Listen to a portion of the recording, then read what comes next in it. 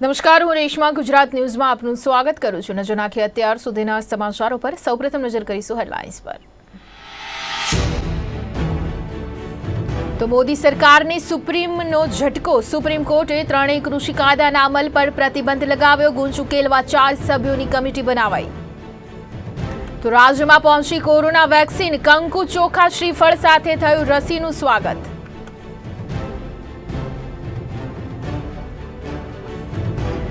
તો રાષ્ટ્રીય યુવા સંસદમાં વડાપ્રધાન મોદીનું સંબોધન. કહ્યું, રાજનીતિક વંશવાદ લોકશાહીનો સૌથી મોટો દુશ્મન. તો રાજ્યમાં ફરી એકવાર ગાત્રો થીજાવતી ઠંડીની આગાહી. તાપમાનમાં 2 થી 3 ડિગ્રીના ઘટાડાની આગાહી કરવામાં આવી. તો રાજ્ય સરકારની નવી ટુરિઝમ પોલિસી જાહેર કરતા મુખ્યમંત્રી વિજય રૂપાણી.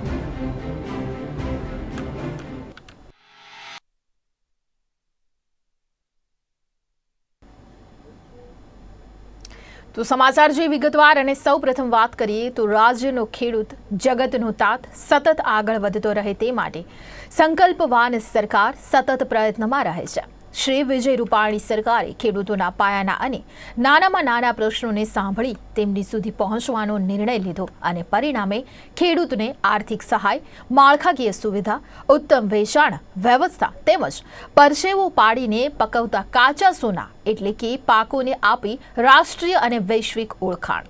સરકારે નુકસાની વખતે સહાયનો મલમ તેમજ ટેકાના ભાવ આપીને ખેડૂતને શક્તિવાન બનાવ્યો છે.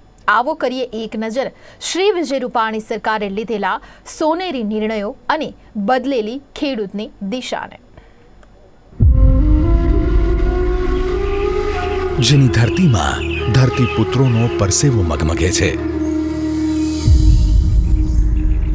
જેની માટીમાં માતા બહેનોના આશીર્વાદ ચમકે છે, રાજ્યની 98 લાખ હેક્ટર કૃષિલાયક જમીન પર લાખો ખેડૂતોની મહેનત મહેકે છે. એવા આપણા ગુજરાતની ભવ્યતા આપણા કિસાનની વધી રહેલી આવકમાં ઝળકે છે. આપણા ખેડૂતો વર્ષે 2 થી 3 પાક લઈને રાજ્યના કૃષિ વિકાસને વેગ આપે છે. તેમના બળે જ આજે દેશનો 85% એરંડો, 56% જીરું, 43% મગફળી, 31% કપાસ અને 21% પપૈયા ગુજરાતમાં થાય છે. અને જ્યારથી માં નર્મદાના આશીર્વાદ સાંપડ્યા છે, ગુજરાતના કિસાને પાછું ફરીને જોયું નથી. આ મહેનતમાં તેમને સાથ, સહાય અને સુધારથી બનતી મદદ કરતી રહી છે ગુજરાત સરકાર. કૃષિ મહોત્સવે કિસાનોને નવી ખેત પદ્ધતિ અને ટેકનોલોજીથી માહિતગાર કર્યા. તો સોઇલ હેલ્થ કાર્ડ દ્વારા જમીનની ગુણવત્તા સુધરી અને સૂક્ષ્મ સિંચાઈ અને પર ડ્રોપ મોર ક્રોપના સૂત્ર સાથે ઉત્પાદકતા વધી. પાછલા 4 વર્ષમાં કૃષિ યાંત્રિકીકરણ માટે 2,26,000થી વધારે ખેડૂતોને ₹810 કરોડથી વધુની સહાય આપી છે. રાજ્યની સંવેદનશીલ સરકારે રાજ્યના 40 લાખથી વધુ ખેડૂતો પાસેથી ₹17,000 કરોડથી વધુના મૂલ્યની ટેકાના ભાવે ખરીદી કરી. રાજ્યના 53 લાખથી વધુ કિસાનોને કિસાન સમ્માન નિધિ હેઠળ સહાય પહોંચાડી અને કુદરતી આફતમાં હંમેશા તેમની પડખે ઊભી રહી. 15 લાખથી વધુ કિસાનોને 0% વ્યાજ દરે પાક ધિરાણ આપ્યું. 8 હેક્ટરથી વધુ જમીન ધરાવતા ખેડૂતોને 2 વીજ કનેક્શન આપ્યા. પણ હવે ગુજરાત સરકાર વિસ્તૃત કરી રહી છે ખેડૂતોની ક્ષિતિજને. ગુજરાત સરકાર હવે એક સંકલિત અભિગમ દ્વારા વાવણીથી વેચાણ સુધી દરેક પગલે ખેડૂતની પડખે ઊભી રહેવા માટે જાહેર કરે છે 7 પગલાં ખેડૂત કલ્યાણના, 7 પગલાં આત્મનિર્ભરતાના. પહેલું પગલું કિસાનોની સંગ્રહ ક્ષમતામાં વધારો કરશે.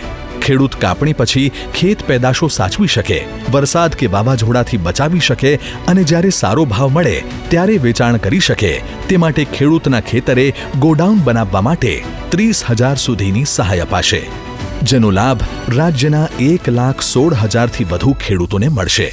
ગોડાઉનથી પાક મારો બગડે નહીં.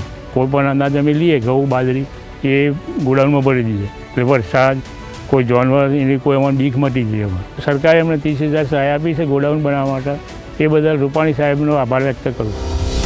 બીજું પગલું ખેડૂતોની પરિવહન ક્ષમતા વધારશે, જેમાં સરકાર ખેડૂતોને 600 કિલોગ્રામથી 1500 કિલોગ્રામ ક્ષમતાના નાના વાહનો માટે ₹50,000 થી 75,000 સુધીની સહાય આપશે.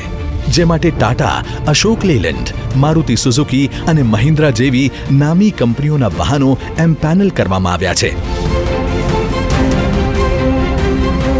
મારા જોડે સાધન નહોતું ત્યારે અમારે બીજા ઉપર આધાર રાખવો પડે, માર્કેટમાં જઈને ટેમ્પો શોધવો પડે અને અમારો માલ એમને એમ પડીને ચીમરાઈ જતો, સુકાઈ જતો. અને એવો માલ સવારનો માલ સાંજે લઈને જતા ત્યારે એવું થતું કે માલ માટીના ભાવે આપીને આવવું પડે, કહો તો પેલો વેપારી લે નહીં. અત્યારે મારી ખેતીમાં એટલું છે કે આપણે શાકભાજી ઉતારી નથી કે બજારમાં પહોંચી નથી, એટલે જે પોષણક્ષમ ભાવ મળવા જોઈએ એ મને અત્યારે હાલ મળી રહ્યા છે અને સરકાર આ સાધનથી હું ખુશ છું.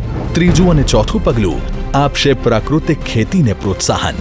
કિસાન રાસાયણિક ખેતી છોડીને પ્રાકૃતિક ખેતી તરફ વળે તે માટે ગુજરાત કટિબદ્ધ છે, જેમાં ગાય આધારિત પ્રાકૃતિક ખેતી માટે ખેડૂતને દેશી ગાયના નિભાવ માટે વાર્ષિક ₹10,800ની સહાય આપવામાં આવશે, જેનો લાભ રાજ્યના 1 લાખથી વધુ કિસાનોને મળશે. સરકારે જે સહાય દેશી ગાય નિભાવ માટે આપે છે એનાથી ખેડૂતોને ઘણો ફાયદો થયો છે અને ગાય પાળતા થયા છે.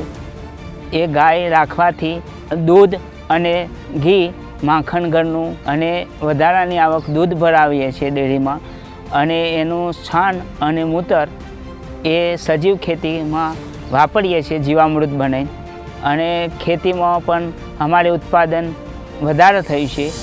પ્રાકૃતિક કૃષિ પદ્ધતિમાં જીવામૃતનું અત્યંત મહત્વ હોય છે. કિસાનોને જીવામૃત બનાવવા અને અન્ય ખેત સામગ્રી તૈયાર કરવા માટેની પદ્ધતિનું માર્ગદર્શન અપાશે. સાથે જ ખેડૂતોને જીવામૃત તૈયાર કરવા માટે એક ડ્રમ, પ્લાસ્ટિકના 2 ટબ, એક ડોલ જેવી સામગ્રીની સહાય અપાશે, જેનો લાભ રાજ્યના 1 લાખ કિસાનોને મળશે. પહેલાં જો સાધન નહોતા બરાબર, એટલે ટોક્કર ખરા પણ ન પડે, એટલે ટોક્કરથી અમારે જે જમીનમાં પહોંચી શકે એ પહોંચે ના, એટલે બનાવવાને તકલીફ પડે અને ખેતરમાં મળી ના શકે. આ બેરલ મળ્યા પછી અમે પુષ્કળ પ્રમાણે અમે જીવામૃત બનાવી શકીએ બરાબર. જે અમારે ખેતીને ટાઈમ આપવાનું હતું એ આપી શકીએ છીએ, અને જે પાકમાં મૂલ્ય છે ને એનું પણ ગુણવત્તા વધી ગઈ. પાંચમું પગલું મુખ્યમંત્રીશ્રીની નાના માણસો પ્રત્યેની સંવેદના વ્યક્ત કરે છે, જેમાં રોડ સાઈડ વેચાણ કરતા ફળ શાકભાજી વિક્રેતાને વિના મૂલ્યે છત્રી આપવામાં આવશે. આ છત્રી દ્વારા ફળ શાકભાજીને ગરમીથી રક્ષણ મળશે, જેથી ગુણવત્તા જળવાઈ રહેશે અને મહત્તમ વેચાણ માટેનું વાતાવરણ ઊભું થશે, જેનો લાભ 66,000 લોકોને મળશે. અને અમે મોંઘો માલ લાઈન લારી પર મૂકીએ અને વેચાય ઓછો અને બગડે વધારે, એટલે અમારે નુકસાન વધારે જતું હતું. પણ છત્રી આવવાથી અમને આ જે માલ બગડતો તે અટકાઈ ગયો અને બહુ ફાયદો છે એમ. છઠ્ઠું પગલું નાના અને સીમાંત ખેડૂતોને સશક્ત બનાવશે, જેમાં તેમને સ્માર્ટ હેન્ડ ટૂલ કિટ અપાશે. આ ટૂલ કિટમાં સાઇન્થ, વ્હીલ હો, એક હાર ઓરણી, વ્હીલ બેરો જેવા સાધનો અપાશે, જેના થકી ખેડૂતોની કાર્યક્ષમતામાં વધારો થશે. સાતમું પગલું કિસાનોના ઊભા પાકની રખેવાળી માટેનું છે, જેમાં ખેડૂતના ખેતરે કાંટાળી બાડ બનાવવા માટે આર્થિક સહાય અપાશે, જેથી ભૂંડ, રોજડા અને નીલગાય જેવા પ્રાણીઓથી ખેડૂતના ઊભા પાકને રક્ષણ મળશે. પ્રધાનમંત્રી શ્રી નરેન્દ્ર મોદીનું કિસાનની આવક બમણી કરવાના વિઝનને સાકાર કરવા ગુજરાતના કિસાનોને વધુ સશક્ત કરાશે. ગુજરાત સરકારના ખેડૂત કલ્યાણ માટેના 7 પગલાં સાથે જગતના તાતનું એક ડગલું પરિશ્રમનું અને કુદરતના આશીર્વાદનું એક ડગલું ઉમેરાશે. ખેડૂતના પરસેવા સાથે સરકારનું પ્રોત્સાહન ભળશે અને પારસમણી બનશે ગુજરાતની ધરા.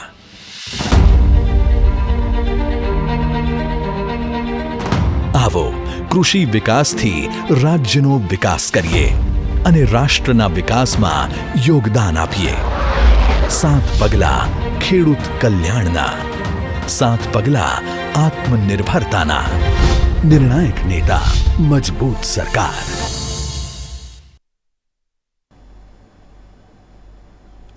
તો આગળ વાત કરીએ સમાચારોમાં તો 3 નવા કૃષિ કાયદાઓને પડકાર આપતી અરજીઓ પર સુપ્રીમ કોર્ટમાં સતત બીજા દિવસે સુનાવણી ચલાવી હતી।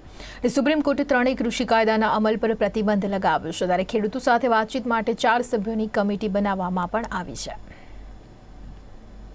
का मामला है। वकील आज नहीं आए, उनको लेकर क्या कहेंगे? उसको भी लेकर के सीजीआई में गुस्सा जाहिर हाँ, उसके लिए जो वकील थे वो एक्चुअली यही था उसमें, क्योंकि वो रिप्रेजेंट कह रहे थे कि हम किसानों के रिप्रेजेंटेशन है, लेकिन वो थे नहीं, इसलिए वो आज नहीं आए हैं। लगता है क्या कि एक बड़ा झटका है इस पूरी हियरिंग में, क्योंकि जो किसान हाँ, बैठे देखिए हैं ये वहाँ पे- किसानों की जीत है, किसानों की जीत है। माननीय सर्वोच्च न्यायालय सुप्रीम कोर्ट ने जो हम लोगों की पिटीशन थी सुप्रीम कोर्ट में, इन कानूनों के खिलाफ, ये कानून लागू नहीं होने चाहिए, उन कानूनों को लागू न करने के लिए सुप्रीम कोर्ट ने आज स्टे कर दिया है। और कमेटी गठित करने के लिए हमने कुछ नाम सुझाए थे, ऑनरेबल जस्टिस मार्कंडे काटजू, कुरियन जोसेफ और भी जस्टिस के नाम बताए गए। उनके नाम पर विचार करके आगे कमेटी गठित किया। और भारतीय किसानों के जितने किसानों के संगठन है, ऑर्गेनाइजेशन है, उन सब के अध्यक्ष को उस कमेटी में रखा जाए। हमने कहा विज्ञान भवन बहुत बड़ा है, उसमें कमेटी जब भी बुलाई जाए, मीटिंग हो तो उनके अध्यक्षों को बुलाया जाए, और उसके साथ अगर लीगल रिप्रेजेंटेटिव की जरूरत है उनके एडवोकेट को बुलाया जाए, जिससे आगे सारी प्रोसीडिंग हो सके। किसान संगठन बैठे हैं बॉर्डर पे, वो तो आए ही नहीं है उनके रिप्रेजेंटेटिव यहाँ पे। इसको किस तरह से समझाया और कितना समय लगेगा? ये पूरा समय लगेगा, कमेटी टाइम लगेगा, लेकिन कानूनों पर रोक लगाना भारत के किसानों की सबसे बड़ी जीत है और ये सरकार की हार है। माननीय सर्वोच्च न्यायालय ने कहीं न कहीं माना कानून गलत थे, किसान विरोधी थे, आर्बिट्रेटरी थे, अनकॉन्स्टिट्यूशनल थे, इसलिए इन कानूनों पर रोक लगा दी गई है। अब हम अपने क्लाइंट से बात करेंगे, किसानों के संगठनों से बात करेंगे, उनसे बात करेंगे, बात करने के बाद आगे हम प्रोसीडिंग देखेंगे। कमेटी बनती है, कमेटी में कौन कौन लोग होते हैं, कमेटी कैसे कैसे ट्रीट करती है। ये केवल दिल्ली के किसानों का नहीं मामला है, ये किसान किसी जाति, क्षेत्र, संप्रदाय और भाषा के नहीं है, ये किसान किसी पॉलिटिकल पार्टी के नहीं है, ये किसान गुवाहाटी से चौपाटी और कन्याकुमारी से तक के किसानों का ये मामला है और उनमें विश्वास की बहुत जरूरत है। हमने माननीय सर्वोच्च न्यायालय कहा कि आप सुप्रीम कोर्ट और किसान संगठन और भारत सरकार ये आपस में किसानों में विश्वास पैदा करे। जब विश्वास पैदा होगा तो आगे प्रोसीडिंग बहुत अच्छी होगी और बहुत 15 तारीख को जो मीटिंग ये बताइए होगी कि क्या नहीं, उस पे क्या वो सरकार बताएगी। 15 तारीख को मीटिंग होती है, कमेटी के बारे में क्या करते हैं, सरकार के 8 बार की वार्ता हो चुकी, वो तो फेल रही।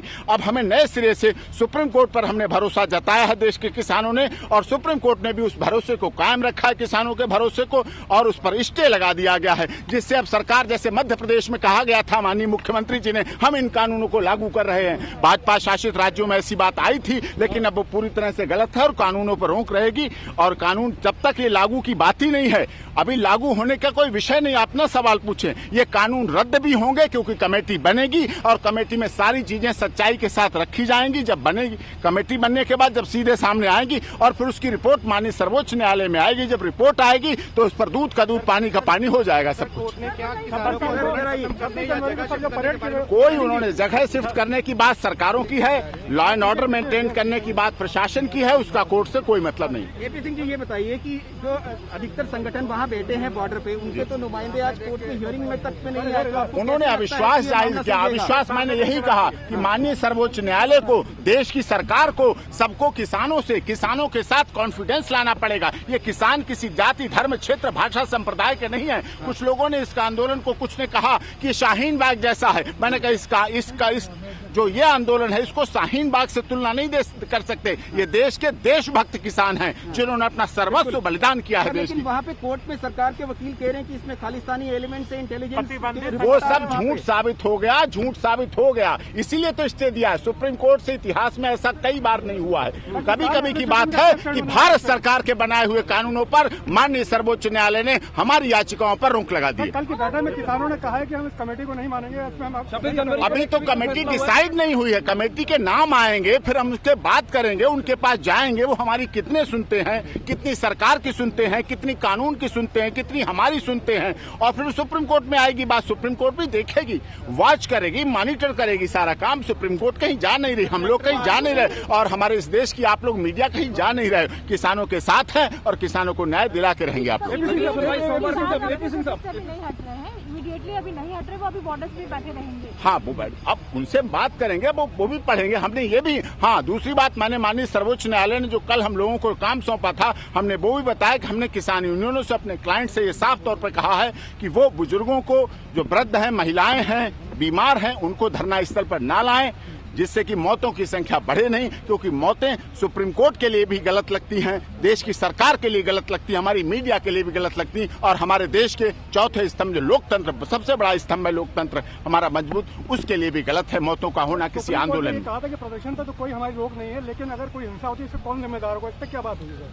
हिंसा क्यों होगी? किसान जो अपनी सुसाइड कर रहे हैं, जो आत्महत्याएं कर रहे हैं, वो हिंसा कहां से करेंगे? वो तो आत्महत्या कर रहे हैं। आत्महत्या करने वाले कभी हिंसक नहीं हो सकते, वो अहिंसक है। वो सुप्रीम कोर्ट ने यह भी कहा, गांधी जी की तरह आंदोलन चल रहा है। गांधी जी हमारे देश के राष्ट्रपिता हैं, उनके आंदोलन जो हमें सिखाया उन्होंने, जिस तरह से सरकारों से बात करने का हमारा शांतिपूर्वक आंदोलन चल रहा है, वो चलता रहेगा। एमएसपी एक खर्चा ये था किसानों का कि एमएसपी खत्म होगी और एक उनकी जमीन चली जाएगी, इसको देखिए वो पूरा है, सब कुछ है। ऐसे तो सिविल सूट नहीं पड़ सकता, कोई कानून में हेल्प नहीं है, रिकवरी नहीं हो सकती है, बहुत सी चीजें हैं, उन पर विस्तार से यहाँ भी इतना नहीं समय है कि कानून की जितनी खामी, इसीलिए कमेटी बनाई गई। कमेटी में हम भी होंगे, हम भी बात रखेंगे, कानूनी लीगल बात रखेंगे, सभी लोग कमेटी में बात रखेंगे, फिर उसको कमेटी सुनेगी, समझेगी, और उसके बाद देखेंगे कमेटी कितना निष्पक्षता बरतती है, कितना पक्षपात करती है। सब कुछ दूध का दूध, पानी का पानी हो जाएगा। किसान सिर्फ धरती से फसल उगाना जानता है, कमेटी को भी अपनी बात रखेगा, अच्छी तरह रखेगा। 26 जनवरी को लेकर कोई बात हुई है सर? 26 जनवरी सबकी है, और 26 जनवरी सबको मनाने का अधिकार है, और हम 26 जनवरी के लिए आपके माध्यम से पूरे देश के लोगों से अनुरोध करते हैं कि 26 जनवरी हमारे देश का दिवस है, कॉन्स्टिट्यूशनल डे है, उसको सभी लोग शांति से मनाएं, उल्लास के साथ मनाएं, और सरकार से अनुरोध करें कि हमारी सीजीए ने कहा है कि ये पुलिस का देखना है कि उनको कैसे रोकना है, वो आर्म्ड है या नहीं है। ये बात हुई है जब उन्होंने बोला कि 26 जनवरी को लाखों की गिनती में किसान अंदर दाखिल होंगे। नहीं, 26 जनवरी सबकी है, और लॉ एंड ऑर्डर मेंटेन करना स्टेट का काम है, और किसान और जवान जुड़े हुए हैं। आप किसान और जवान को अलग मत करिए। सरकार ने तो किसान को अलग कर दिया, लेकिन आप किसान और जवान को आपस में मत लड़वाइए। किसान और जवान एक साथ हैं, एक दूसरे के सिक्के के पहलू हैं। ठीक है सर।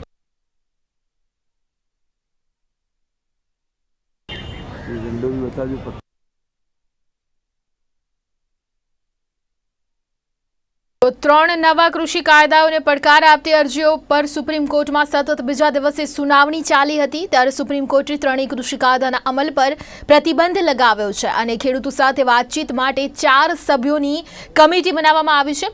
આ પહેલાની ચર્ચા દરમિયાન પિટિશનર એમએલ શર્માએ કહ્યું હતું કે સુપ્રીમ કોર્ટ તરફથી બનાવવામાં આવતી કમિટી સામે હાજર થવાની ખેડૂતોએ ઇનકાર કરી દીધો હતો।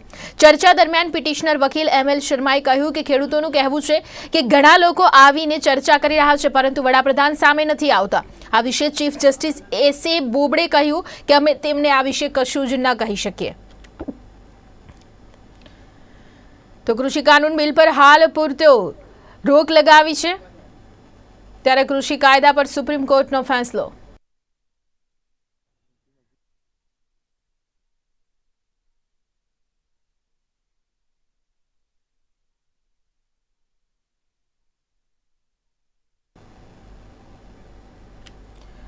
તો સરકારની દલીલ છે ઘણા સંગઠનોએ કૃષિ કાયદાઓને ફાયદાકારક ગણાવ્યા છે, ત્યારે બંને પક્ષે કહ્યું કે તેઓ 15 જાન્યુઆરીએ વાતચીત કરશે અને ઉકેલ ઈચ્છે છે। ખેડૂત યુનિયનો સાથે જોડાયેલા સંગઠનોએ એમને કહ્યું કે કૃષિ કાયદાથી વિકાસ થશે અને સરકારે પીછેહઠ ન કરવી જોઈએ। આ સરકારની દલીલ છે, જે હવે કાલે કોઈ સંગઠન કહે કે જે કાયદાથી અમને ફાયદો થતો હતો તે અમુક ગ્રુપના વિરોધના કારણે રદ કરી દેવામાં આવ્યો, તો અમે શું જવાબ આપીશું?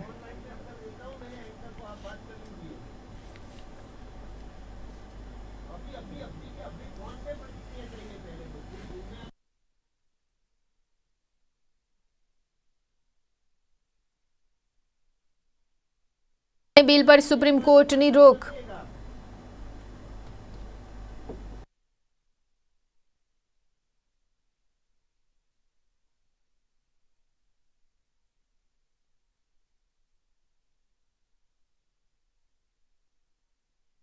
તો સુપ્રીમે 3 કૃષિ બિલ પર રોક લગાવી છે, ત્યારે મહત્વની વાત તે સાથે ત્રણેય બિલ પર સુપ્રીમ કોર્ટની રોક। ત્યારે અહીંયા દિલ્હી પંજાબ હરિયાણા બોર્ડરથી ખેડૂત અગ્રણી દેવીસિંહ हमारी साथे जोड़ाया है फोन लाइन पर। देवी सिंह, आपका स्वागत है गुजरात न्यूज में। सबसे पहले आप क्या कहना चाहोगे कृषि कायदे पे, खास सुप्रीम ने जो रोक लगाई है और जो डिसीजन अभी सुप्रीम कोर्ट ने लिया है उस पर आपकी प्रतिक्रिया क्या है? हम सुप्रीम कोर्ट का निर्णय मानते हैं। सुप्रीम कोर्ट सर्वोच्च न्यायालय होती है। जैसे उसने बहुत अच्छा किया, 3 बार फटकार लगा ली मैडम सुप्रीम कोर्ट ने, फिर भी सरकार को समझ में नहीं आ रही। जी, अब आप क्या चाहते हो? देखो, हम तो बिल वापसी चाहेंगे, एमएसपी को कानूनी गारंटी दिया जाए हमें लिखित में।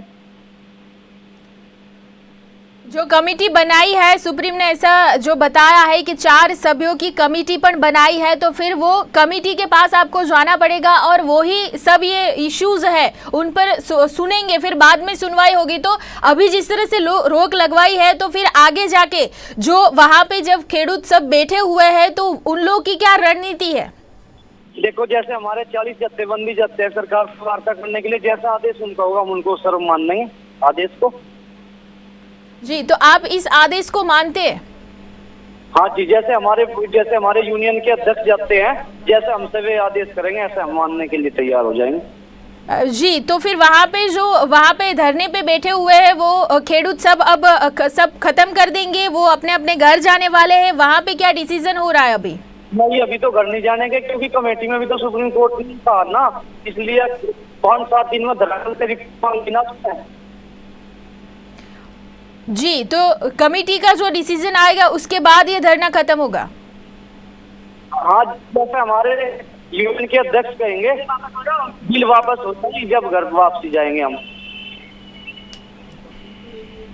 जी, हमारे साथ जुड़ने के लिए बहुत बहुत धन्यवाद आपका।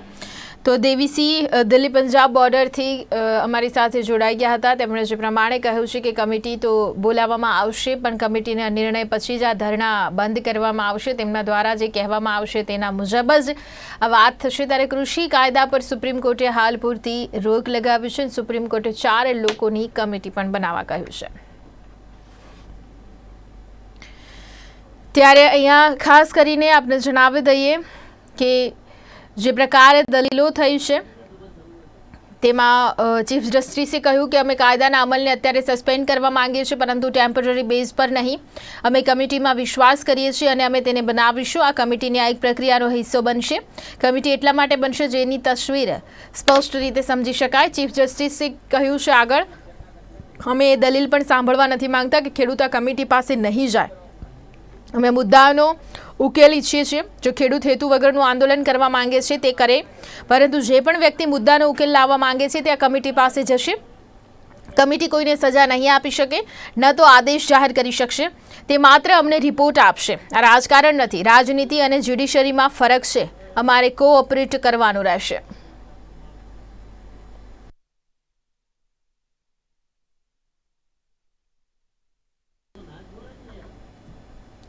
તો આ હતા અત્યાર સુધીના સમાચાર। વધુ સમાચારો માટે ખાસ જોતા રહો ગુજરાત ન્યૂઝ સત્યની સાથે।